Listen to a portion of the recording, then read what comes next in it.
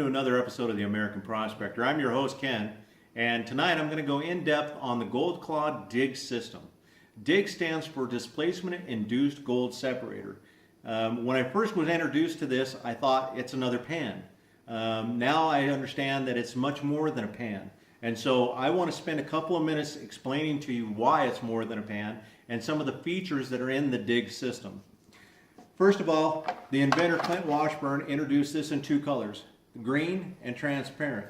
I'm only going to spend time talking about the transparent one because quite honestly it's my favorite. When you have the transparent device in your hands and you put this in the water, it virtually disappears, and that allows you to be able to see the material as it's being worked in the device. In this device, you'll notice that there's two different sides. This large side over here with the flanges on it is what I'm going to call the classifying side. This short side over here is what I'll call the finishing side. On the classifying side, I want you to notice a couple of features. First of all, the angle of this wall.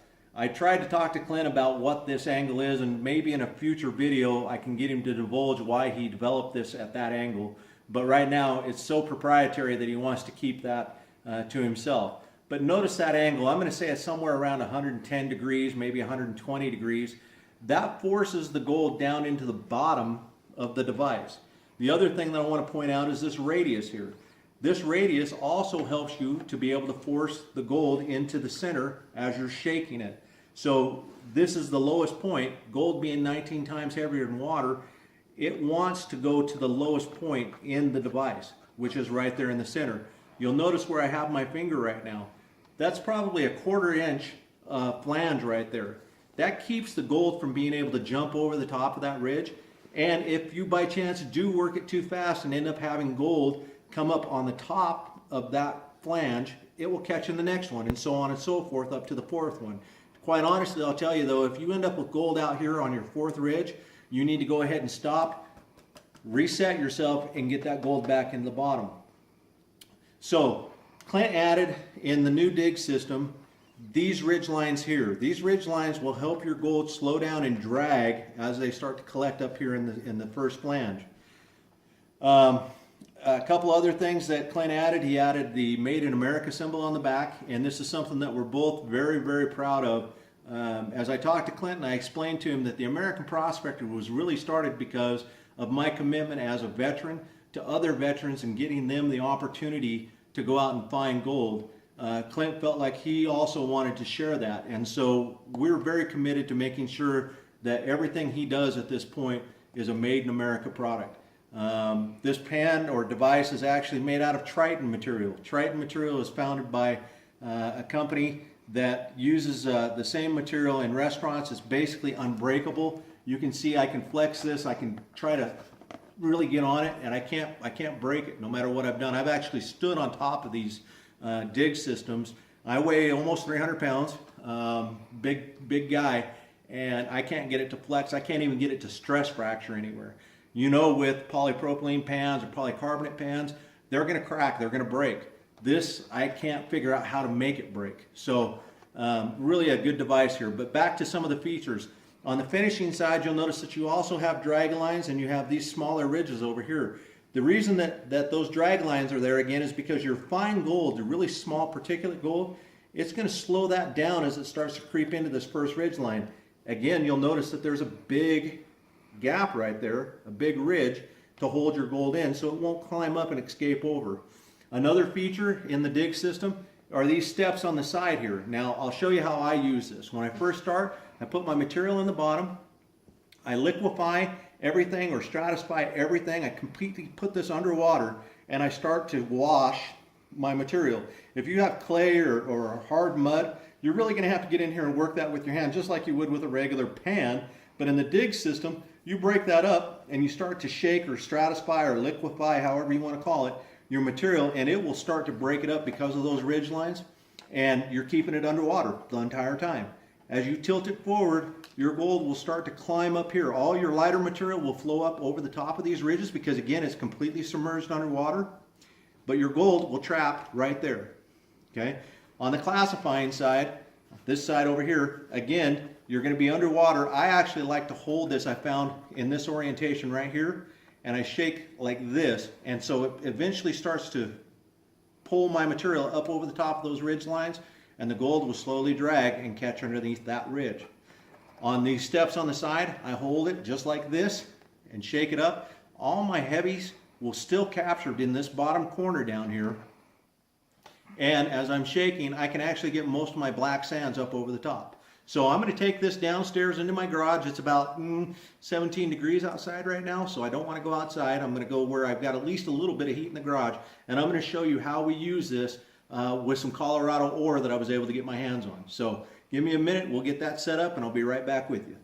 All right, we're down here in the garage now, and like I said, it's about 17 degrees outside here. We had about 1.5 feet of snow over the Christmas holiday here, and so what I've done is I've just taken a simple bucket of Colorado ore and I've populated my pan or my dig system with that ore, and I'm going to go ahead and start working it, and I want to demonstrate for you how this device works so much differently than a conventional pan. So we'll bring the camera in close, and you can see as I'm putting this into the water, I'm actually submerging the entire thing, and I start my shaking motions here so I can start liquefaction or stratifying the material, and then I'm simply just going to keep it underwater and start shaking out.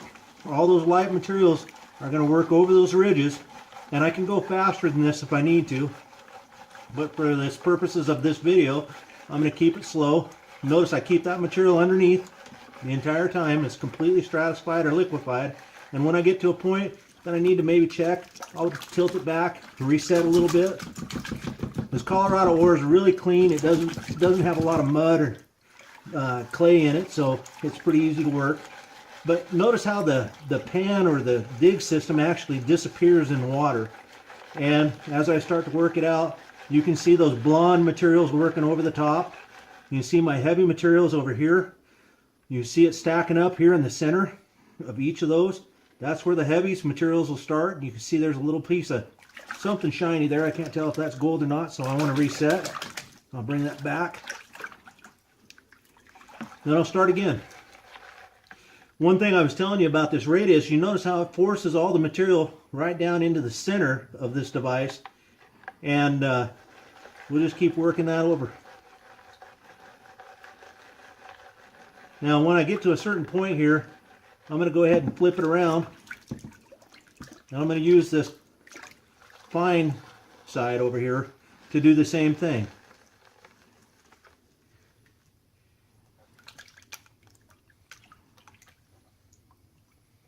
And you just slowly shake that back and forth. And you can see here in the center are some of my darker sands starting to build up. So I'm going to shake that back. And I'll bring this up and show you from the outside. You can see your material starting to stack up in here, and you should see the darker sands. I'll separate them here so you can see. Come in close right here. And you can see your dark sands right here in the center. That's exactly how this device is intended to work. So you just tap that back and you can start to see some really fine gold here. So I'll just go ahead and put that back in and work it down a little bit more. See all your darks right here? So that's where your heaviest material is working, right there in the center of the device. Again, because you have this radius and these drag lines, and I'm not even worried about anything coming out up over here because it's all being captured clear back here. So I'll just keep working that underwater. Everything's completely underwater, submerged, and look how nice and slow that's working up. Now I actually have found that I do a little bit better with the one-handed method than the two-handed method, but this is something you're going to have to play with and learn. Now see how I have all my dark material is being stratified clear up in here. I want to reset, shake that back, reset, and then I'll come right back to it. And you do that over and over again until you want to check yourself out and see if you got any gold in there. Now, I'm going to tell you a secret about this Colorado ore that I'm working right now. I kept most of the gold out, but I've already worked this one time with a conventional pan, and you can see there's a nice flake of gold right there. You see that? Okay. So I'll demonstrate the side steps here real quick, and then we'll be done. So notice here how all that dark sand is captured right here on this ridge line. Well, again, that's a recessed area, so all your heavies want to stay to that lowest point. So these steps on the side, the way you use those is just like that. And shake it back and forth just like you would on this finishing side. You can see I've still got some black sands trapped back up here, so I'm going to separate it. And you just slowly let gravity do its thing. You'll start working those blondes off, then the dark sands. So here comes my blondes coming over the edge. My lightest dark sands will start working over the edge. There's pretty bad glare in here, so I apologize for that, but now I'm left pretty much with just my black sands, but you can see I've got 1, 2, 3, 4 specks of gold in there that I can see without having to get after it too much. So folks, that's how this dig system works. And you see, you know, I may not be able to produce a whole lot of material in one pan, but what I can do is I can work it so much faster that I can do a 5-gallon bucket in about half the time that I could with a conventional pan. So I can't stress enough to you, make sure you get yourself a digs unit. You can go to goldclaw.com and get them. I think Klint said he was going to start a distributor, a couple of different distributors this upcoming week. And make sure you get one of these in your hands, because it'll change your life. So American Prospector signing off for right now. Until next time, keep digging it.